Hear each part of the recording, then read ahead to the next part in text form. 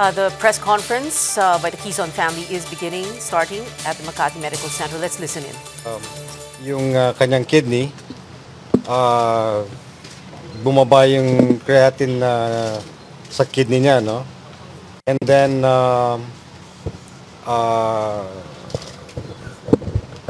ang maganda lang dito din kasi, na somehow nagmulat ang kanyang mata for a while.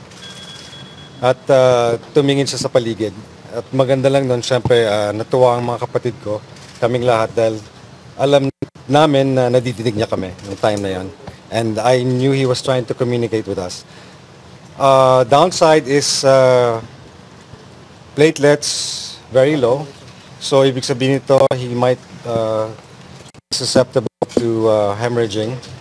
As of now, he's still positive for hemorrhaging. So merong bleeding sa loob na inaalam namin kung saan nagagaling ang bleeding na to. Yan lang yung downside, no? But of course, we're all hoping at naniniwala ka nga kami sa power of prayers.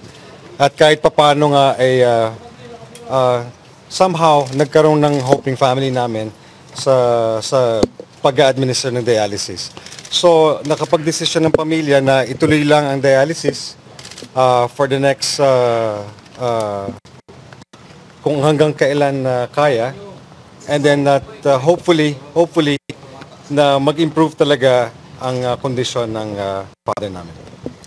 Okay, I'm gonna open for questioning. So, who's gonna shoot the first question? I'm sorry, but I'm going to limit the questions. So, who will start now? Sandy niya.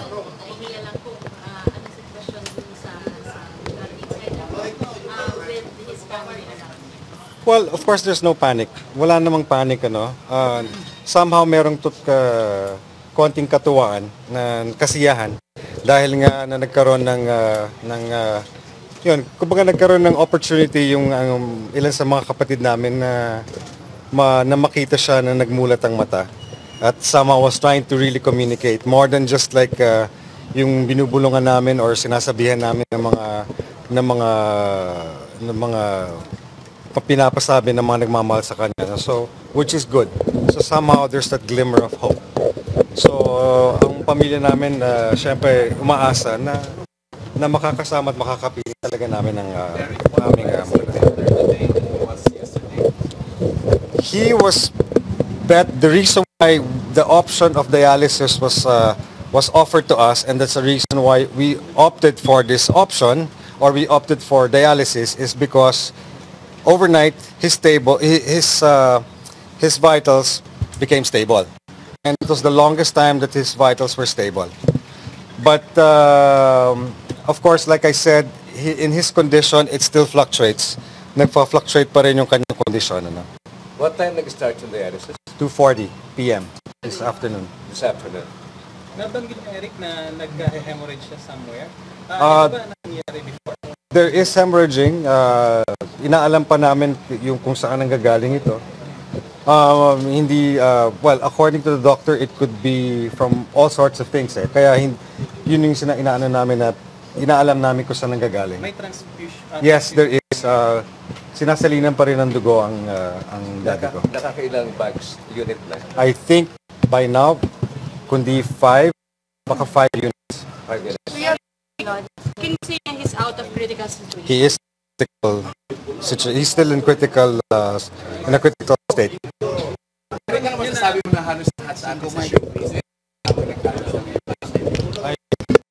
Papasalamat ang pamilya namin sa lahat, inyong lahat, at sa lahat na nagdarasal. Because I really believe in the power of prayers, no? Kasi parang when I made the first statement yesterday at 6 p.m., overnight nagbago yung kanyang kondisyon. So alam namin na talagang merong miracle na nangyayari.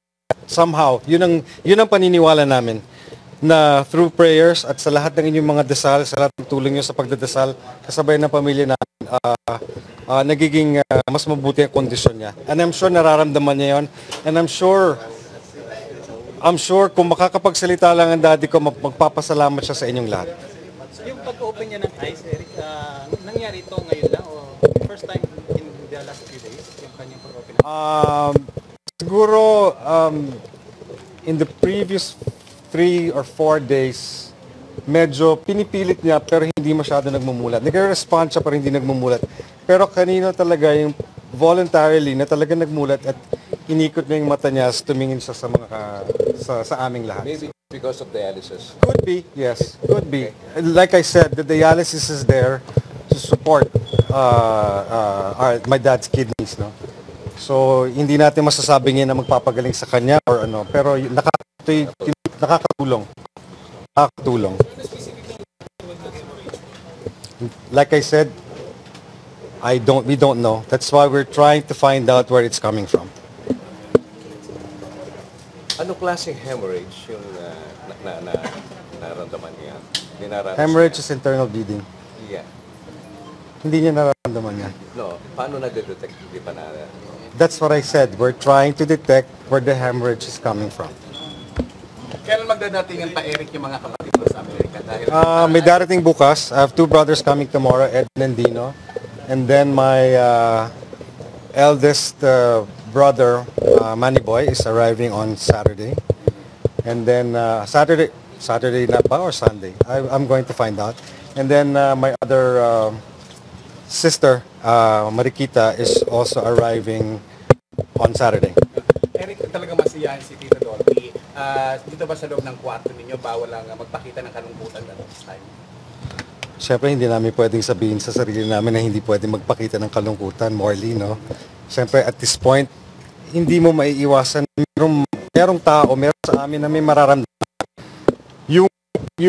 Like I said kanina, yung konting time na yon na nagmulat siya ng mata, marami sa amin kasi naiyak kami sa tuwa. So, walang bawal, this is a free for all country. Sa pamilya namin, walang bawal. Walang bawal sa pamilya namin. Kung iiyak kami. Kung tatawa kami. Nung nagmulat siya uli ng mata, sino yung nakita niya? Sino yung mga nasa paligid niya? Well, nung unang nandoon si Kuya Junior at my sister Sally and my sister Donna. Tapos, nung nandoon ako, tamang-tama yon na kumakatok ako dun sa salamin. At sinabi nga ng kapatid ko sabi ng kapatid ko ganun. So, pumasok na ako sa loob, pumasok si Vandolph, pumasok si Epi, pumasok si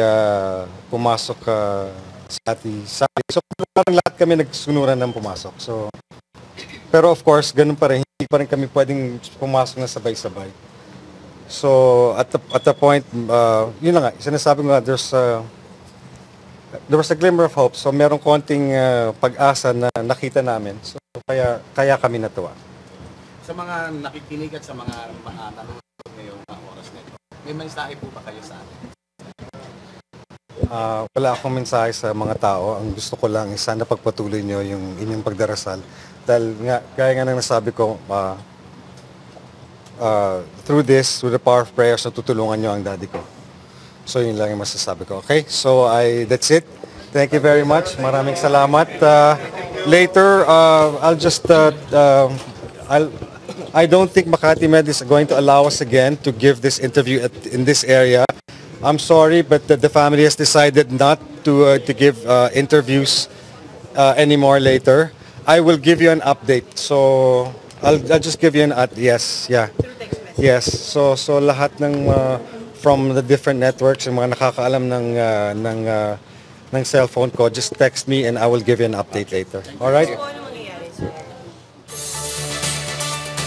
Eric, he's on there updating us on his father's condition. The family, he says, decided to continue dialysis. Eric also said there is a glimmer of hope.